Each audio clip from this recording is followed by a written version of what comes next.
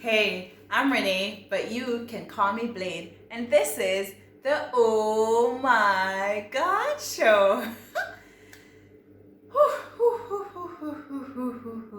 This one is a very hard, long, complicated topic, but I have had to. I've been putting it off, but I want to talk about it. As you can see, I am a bit, what do you call it, deficient in the hair department. Like my hair basically refuses to grow. This is probably what, 34 years of hair growth? I'm just kidding. I've cut my hair off maybe 2 or 3 times in my life. And I I will tell you one thing that makes my hair grow. Whenever I do this thing I saw online some years ago called when you mix the avocado or pear, we call it pear in Jamaica, pear or avocado, olive oil and honey, and make it into something like of a consistency close to like mayonnaise or hair mayonnaise, and I put it in my hair, and my hair, that's the only time my hair will really grow. And it started to grow, but then all of a sudden I started to love avocado toast. So I don't know. I did it for a bit and my hair was growing, looking healthy, looking nice. And then my hair, then I just started eating the avocados instead of putting it in my hair. And then I started doing avocado with toast bread.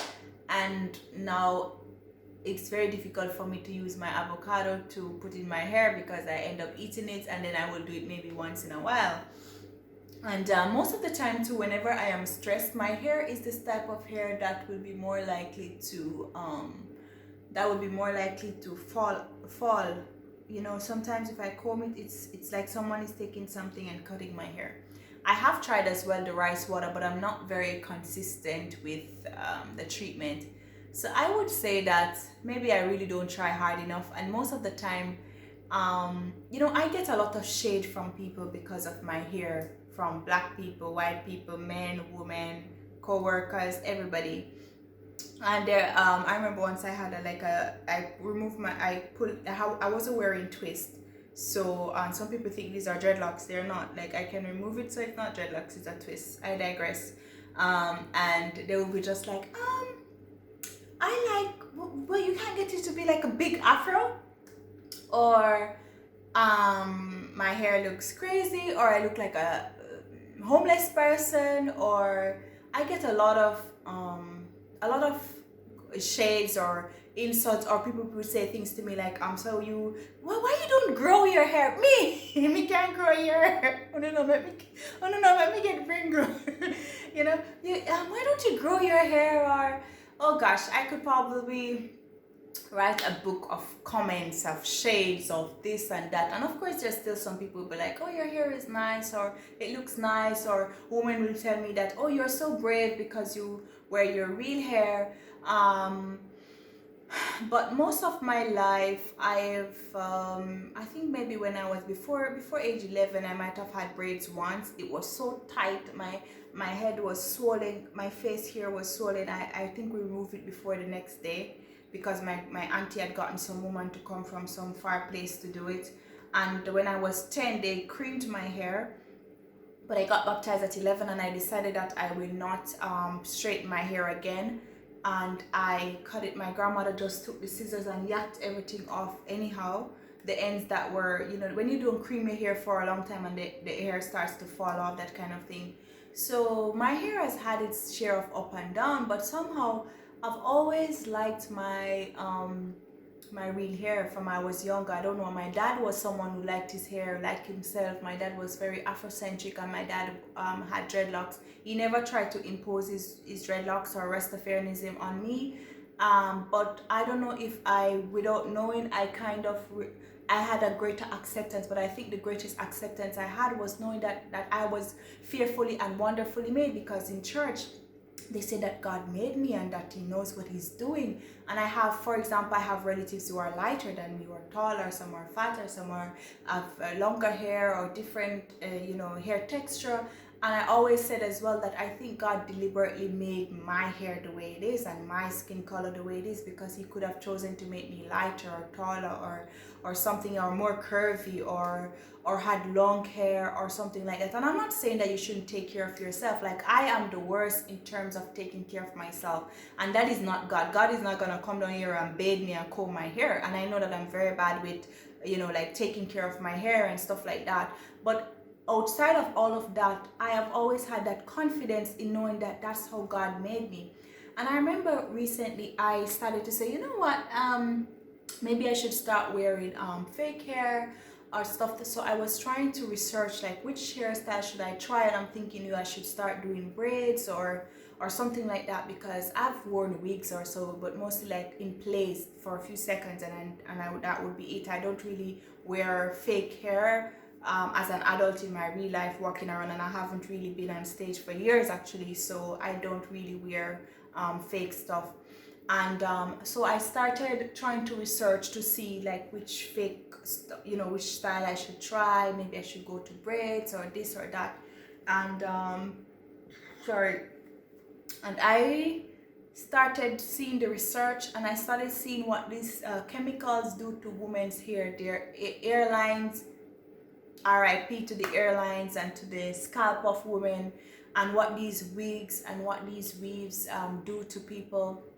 And I remember I was just looking for different styles and stuff like that. I did color my hair at one point, and even that I don't feel comfortable doing, so I did it for a very short time.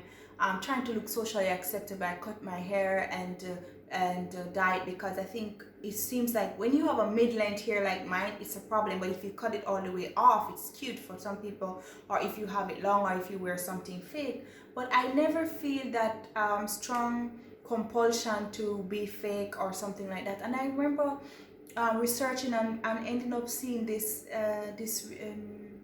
video about how they make the weaves, and how these Indian women, some of them, I'm sure that's not the only source of fake hair in the world, but they have these women, they tell these women to donate their hair to Hindu gods or Indian gods or whatever, and then they sell these hair of these people to Europeans or other people, and they bleach it, they color it, they change it. At that time too, I thought the fake blonde hair, I don't even know where I thought it came from, but I didn't even know. So they would bleach the hair of these women, and then they would go to some villages as well in India, and they would remove the low grade quality hair, the dead hair of Indian women, that they would just sell to these people, and they would collect it. And let's just say, long story short, the more I started to research it, the more I got a bit more convinced in my mind that I want to keep my hair, even if it's not long, even if everybody's not looking at me like, wow, it's like, oh, Rapunzel, oh, like, I think I am still breathing, I am still okay. These hair as well too, I find as well, when women wear these long fake hair, and that spirit, I think too, that comes with it is like a spirit of seduction. Men, women, everybody, we're staring at them, we're looking at them, they're so pretty, they're so beautiful. And let's not talk about the makeup and the contouring and the changing of the face, because again, I was trying to do a makeover and I was researching as well on the makeup, and I'm not really that good at makeup. I can do the basics.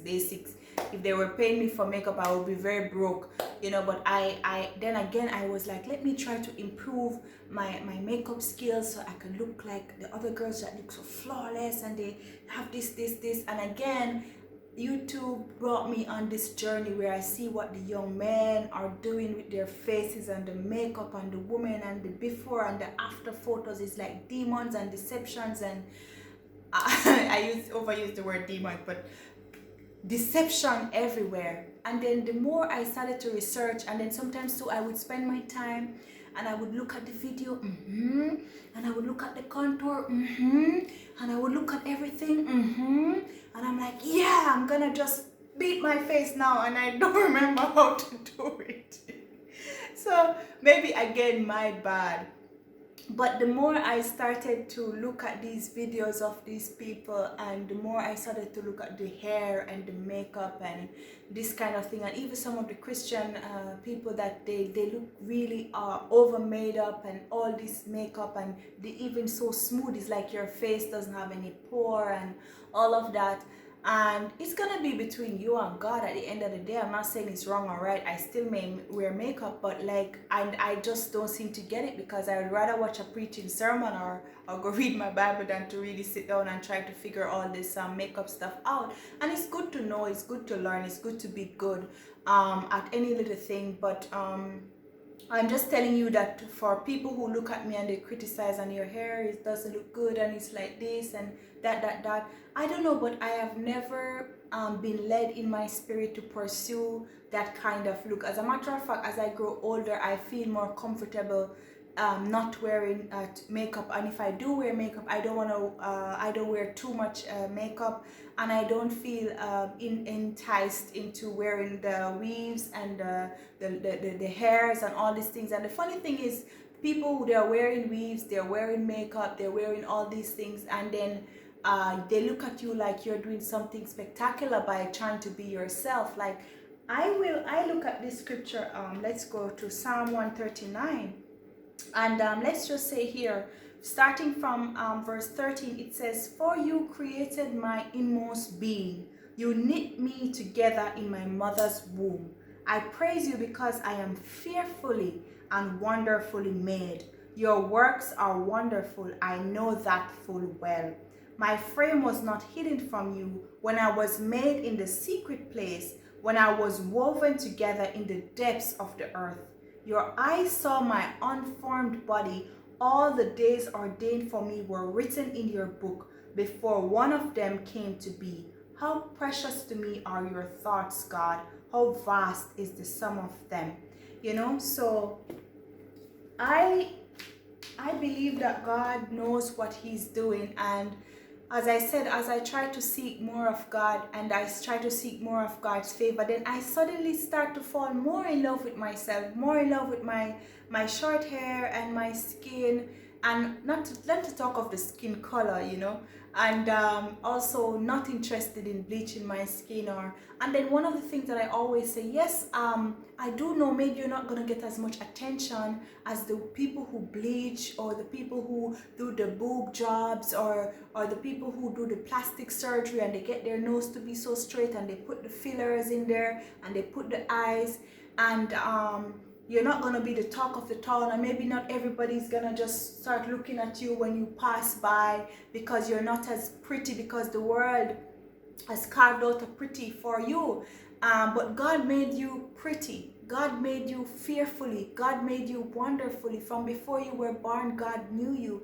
And thank God that from I was a young girl, even going to high school, I was not going to take being bullied by anyone because of the way how I look, or the way I dress. And I've always been eccentric. I've always just been a weird kid, like you just take it or leave it, you know. And I feel like as I get closer to God and I start to see God's love for me, and God loved me so much that he died for my kinky hair, he died for me coconut head, and he died for my 2 strands of hair. And you know, and sometimes too I say to myself that, yeah, but I think I look beautiful regardless of the length of my hair or the color of my skin or whatever is happening. So I shouldn't allow myself to start getting jealous. You know, the Bible speaks about covetousness. It's women that we see that white girl or that brown girl with that long hair, why you want it, and you see that other black girl with that big boobs or that big, you know what I'm talking about, and you want it. Why are you jealous? Why are you envious? Why are you covetous of that person? That is the reason why you are going out of your way to try to be that person when God is giving you an opportunity to be you. You don't have to be the prettiest cookie. You don't have to be the prettiest person in the room. You don't have to have everybody lusting after you left, right, and center. At the end of the day, how many people you're gonna marry? One. I need one husband, and maybe I haven't found him yet, or I don't know him. If I don't know if I know him or if I have him or not, but the ring is not there yet.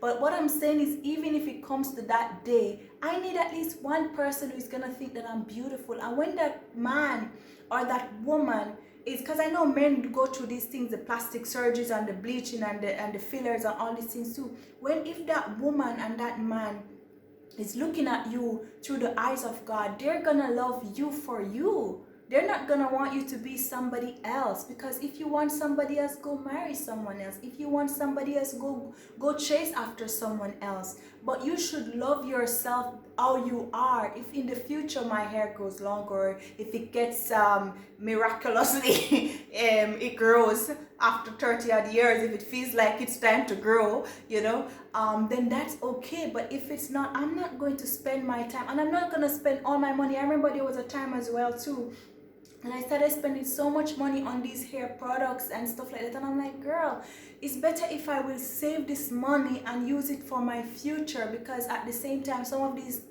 hair products are just lies. They tell you it's gonna grow, it's gonna this, it's gonna that, and nothing happens. So I'm like, why do I need to spend all my money on all of these products? Some of them just didn't work with my hair, didn't work well. I was buying this brand and that brand and that brand, and then I just got over it.